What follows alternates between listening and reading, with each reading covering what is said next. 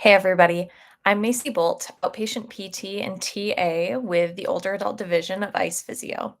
Today we are going to be talking about treating both pain and functional limitations within the same plan of care.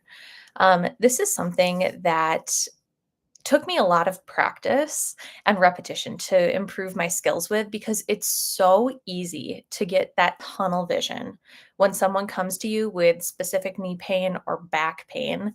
And historically, as rehab professionals, our role is to fix that pain, get them back to prior level of function, and send them on their way. But I believe that we can do better than that. If you have been around kind of the ICE community for a while, you know that prior level of function is a load of BS because, frankly, that is what got our patient in front of us in the first place. If they had had higher capacity, better strength, they might not end up in front of us at all. So, getting them back to that state that set them in motion to be, at risk for some of these things developing, we can be better than that. We really need to be thinking about sending these people off with more resiliency, better tools, and ways to continue improving well beyond what they have done in formal rehab. So let's dig into some strategies that will help with our and not or approach to addressing both pain and function during a single plan of care. So, first off, let's start at the evaluation, which is where we always start. When it comes to joint and soft tissue pain, I cannot recommend the extremity and spine courses here at ICE Physio enough. They have been truly invaluable in my practice when it comes to helping alleviate and eliminate pain for our patients. So, step one with folks struggling with pain is that we have to put out the fire and address the pain because otherwise we're just going to lose these people. If a patient comes into you with knee or back pain and you immediately start talking about functional outcome measures, you're totally missing the reason that they came to see you in the first place. So we have to address the pain, no doubt. But I would challenge you to widen your lens a little bit. It's so easy to just focus on the joint that they're presenting with, especially in a setting where, you may have high productivity standards, clinics are getting busier and busier, we have less and less time with our patients all the time. But really taking that step back and looking at those other functional deficits that are on board and important to the patient, that really kind of takes the pain into practice. They likely don't have pain when they're just sitting still doing nothing. It could be that they have pain with gardening or they have pain when they get on the ground to play with their grandkids. Those are the things that we need to dig into. And you really have to find that reason behind why they are there to see you.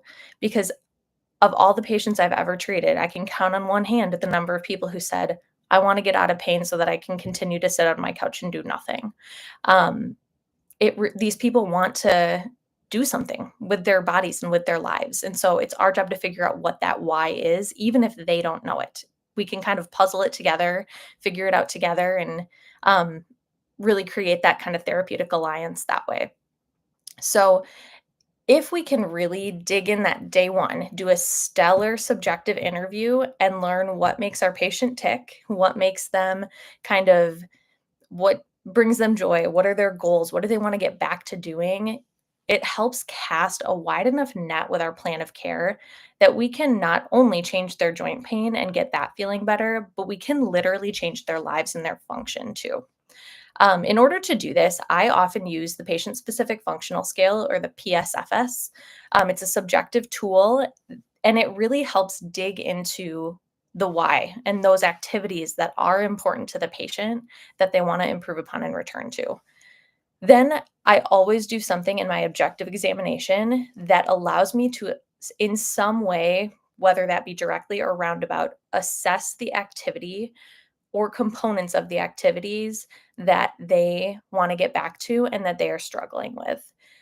That then helps me write detailed, specific, and challenging goals for my patient that we can work toward throughout our time together. The more detailed and functional you can get with your goals, the easier it is to justify rehab that extends beyond pain complaints. I am part of our team of therapists at my clinic setting, and we do what's called record review, where we comb through charts, looking for are these charts meeting Medicare standards, basically. And it is astounding to me how often the only goals are pain goals and not function goals. So we can be better, we can do better, and we can do better for our patients. And so cast that wide net, make those goals something meaningful, and really dig into what is going to make this patient not only survive but thrive when you're done with your plan of care.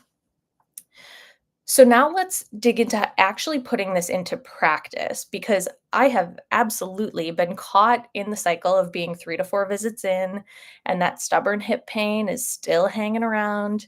And my patient at this point feels that their weekly therapeutic butt rub is the only thing that is going to fix their hip pain. But we know, and I know, that I have to get my patient moving. And the earlier in the plan of care that you establish this, the better it works, because then the patient kind of knows the routine.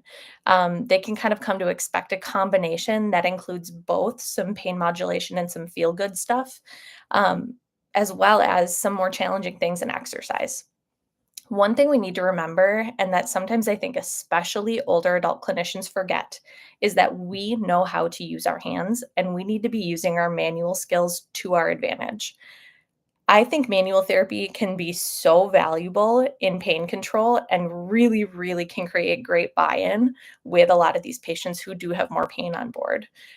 But when the rubber meets the road, the gym is where we need to be hanging out with these folks. Um, like I said at the beginning, these folks don't need to get back to the function that they were at. We need to send them off better than they were, which means they need to be stronger. They have to have better capacity. They need to be more resilient than they were when they showed up in your clinic. So early in rehab, when symptom severity is really high, your exercises might look like pain modulation type exercises that get the joint moving. You might be building strength around the painful area, not directly at the painful area yet if it's too sensitive. And then working on, some aerobic and some cardio activities to really create that kind of pump, to pump out any inflammation, get new blood flow to the area. If it's someone who hasn't moved in a while, honestly, just getting them moving is going to do some good for them and get them, building some capacity back. Um, so this is where you really kind of have to take that step back again when you're at that high symptom severity and say, what are we aiming for here? Because it's really easy to spend your whole session just doing pain control. But I would challenge you and encourage you to include at least one functional type activity each session to really help get not only the pain buy-in, but also to get the function buy-in so that your patient can see, oh, this therapist gets it. She knows where I want to go and where I'm headed. And I just need to continue this process that she clearly knows about or he clearly knows about to get me to where I want to be. So then thinking, as your plan of care continues, your amazing skills have calmed the pain down, things are functioning better, they're feeling good, they feel like they're making progress, you're seeing progress. I like to kind of use the idea of a teeter-totter here. So early on, we're going to be very, pain modulation heavy and functionally light. So your teeter-totter is at an angle here. As we progress, that teeter-totter might level out a little bit. You might have more that 50-50 pain modulation versus function. And then by the end of your rehab process, the teeter-totter should be the opposite way.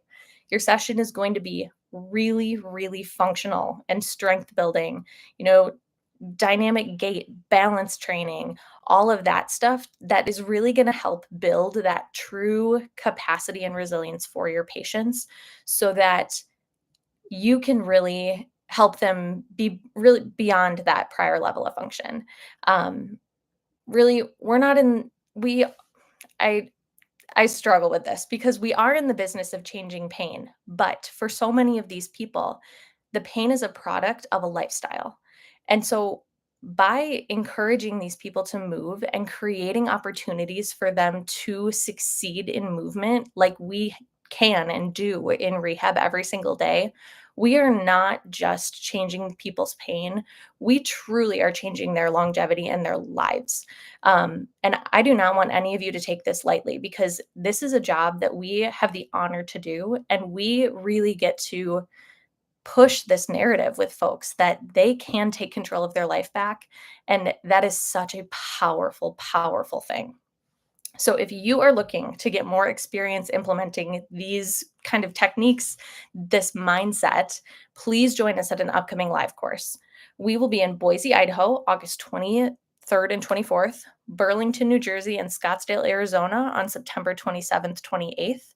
And we also have our level 1 and level 2 online cohorts starting next week.